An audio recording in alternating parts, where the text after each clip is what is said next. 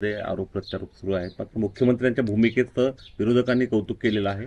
काय अनुभव आहे तुमचा? मुख्यमंत्र्यांच्या भूमिकेचं राष्ट्रवादी काँग्रेस पक्षाने सुद्धा अभिनंदन आणि कौतुक केलेलं आहे.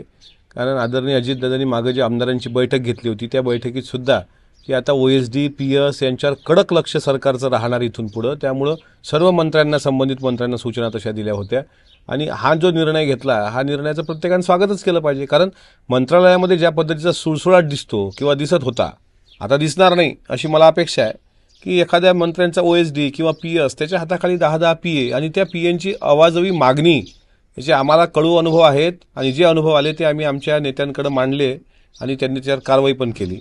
पण अशा प्रकारे एक सुळसुळाट जो असतो म्हणजे मंत्रालयामध्ये त्याला या निमित्तानं का होईना चाप बसेल. मात्र मुख्यमंत्र्यांचं याबद्दल खरंच अभिनंदन केलं पाहिजे.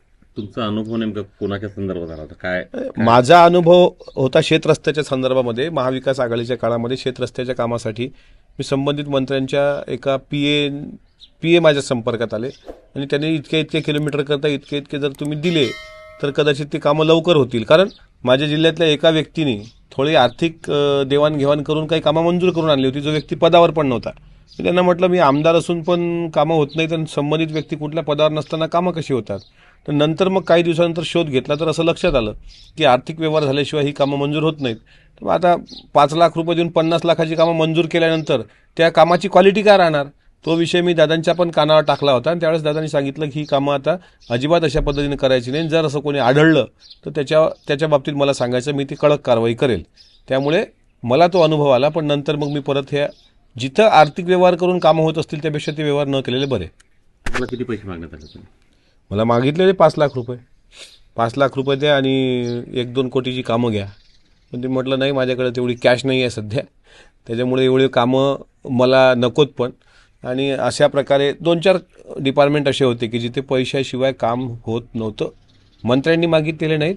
त्यांच्या ओएसडीचे जे खालचे हे असतात काय म्हणतात त्याला पीए किंवा पीएच्या खाली आर्थिक व्यवहार सांभाळणारे आपण त्याला म्हणू चमचे म्हणूया आपल्या भाषेत. दलाल म्हणा चमचे म्हणा असे चमच्यांचा फार मोठा सुळसुळाट त्या मंत्रालयामध्ये आहे. प्रत्येक जिल्ह्यातले बेकाम लोक तिथे पडलेले असतात दर मंगळवार बुधवारी. त्याला कुठेतरी शिस्त आली पाहिजे. आम्ही मुख्यमंत्र्यांना मागे विनंती केली होती आणि आता समजतं की फेस आय डी शिवाय आता मंत्रालयात प्रवेश मिळणार नाही. नाही तर हा सुळसुळाट होईल.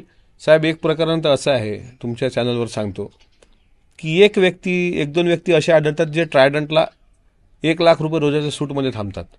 काम काय असतं त्यांचं ते फक्त मंत्र्यांच्या ओएसडीला भेटतात काही आर्थिक व्यवहार करतात आणि त्या भरोश्यावर ते 1-1 लाख रुपये रोजाच्या सूटमध्ये ट्रायडंटमध्ये राहतात. काम काहीच करत नाहीत पण कामं मंजूर करून देतात इतर आमदारांचे. ह्या गोष्टी सरकारला कमीपणा आणणाऱ्या आहेत. त्या कदाचित देवेंद्रजींच्या लक्षात आल्या असतील आणि म्हणून सरकारचा कारभार पारदर्शक चालावा याकरता त्यांनी हा निर्णय घेतला. आता ट्रायडंटमध्ये 1 लाख रुपयाच्या रोजच्या सूटमध्ये कोण राहतं याचाही आता थोडासा शोध मला असं वाटते आपल्या सरकारने घेतला पाहिजे.